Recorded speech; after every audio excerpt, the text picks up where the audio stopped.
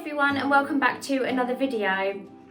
If you're new here, my name's Donna and I share all things kind of family food, so it's normally grocery hauls on a budget, family meals of the week videos and sort of recipe videos as well. So if that's your kind of content, then don't forget to hit the like and subscribe button and stick around for more videos. Today I'm sharing with you a tuna pie recipe.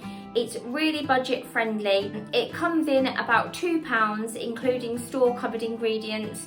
So you can do this for about 50p per person, which is a really good price for a hearty family meal. So without further ado, let's have a look what we need and get cooking. So you just need a couple of tins of tuna, some onion. I've got some frozen red onion, but you could chop up a white onion or a red onion. So I've got that. And then you just need to season. So I do some paprika and some garlic, some salt and pepper, and then also some tomato puree. And then depending how much liquid comes out of your onion, you may need to add a little splash of water if it gets a little bit too dry. And then you're going to peel your potatoes and cook for some mash. And then we like to have ours with some baked beans, but you could obviously have yours with veg or peas or whatever you fancied. But we're going to have ours with some baked beans. And you could put cheese on the top if you want to, but we just kind of have it with mash and beans. So yeah, I'm just going to peel my potatoes and then I will show you the cooking.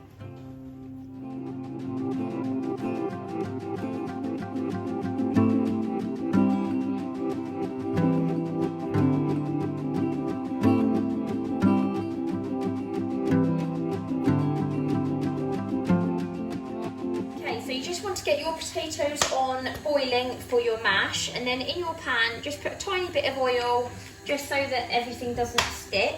Just going to pop your onions in and just cook those until soft. Obviously if you're using frozen they don't take very long. If you're using a fresh onion, just kind of cook it until it's soft. Okay, once your onion's softened you just want to season, so I'm just going to put some salt, some pepper,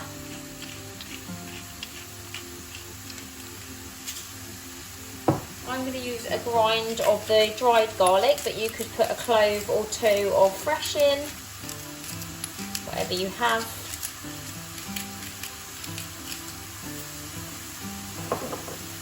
And then a really nice shake or big shake of the paprika, because it just gives it a really rich sort of peppery flavour without it being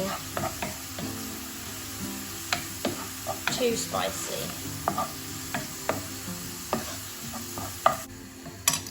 Once all your spices are cooked out, you just want to pop your tuna in. Obviously, if you were feeding sort of for adults or for, you know, older children, you might want to add, you know, up the quantities a bit. But we find with sort of youngish children, 2 tins of tuna is enough.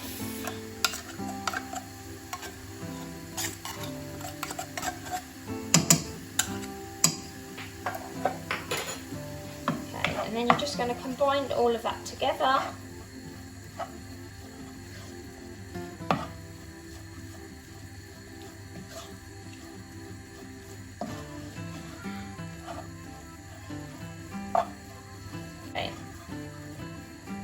Okay, when that's all combined, you just want to add your puree. You want to be quite generous because it sort of bases the sauce.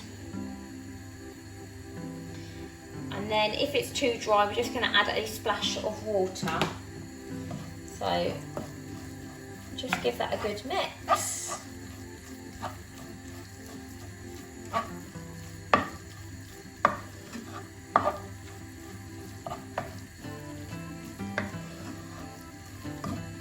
See, that's a bit too dry.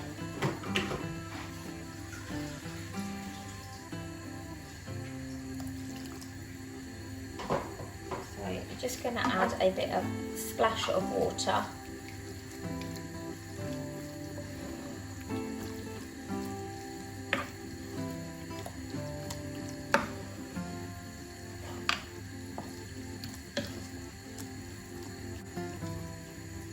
You're just going to leave that on a low heat until your mash is ready.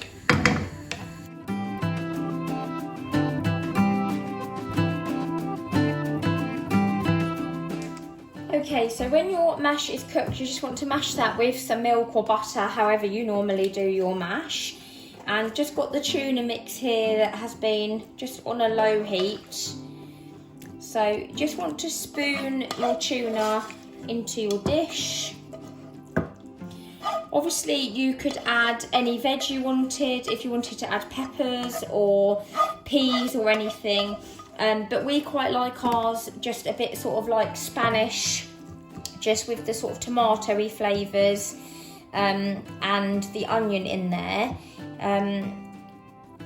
But if you wanted to bulk it out, you could obviously add some peas or sweet corn or whatever you wanted to.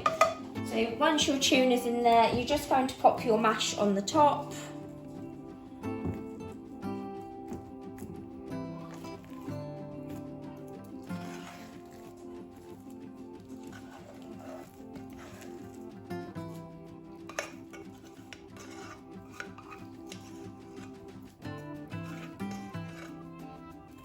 And then you just spread that out like you would on a sort of cottage pie or a shepherd's pie.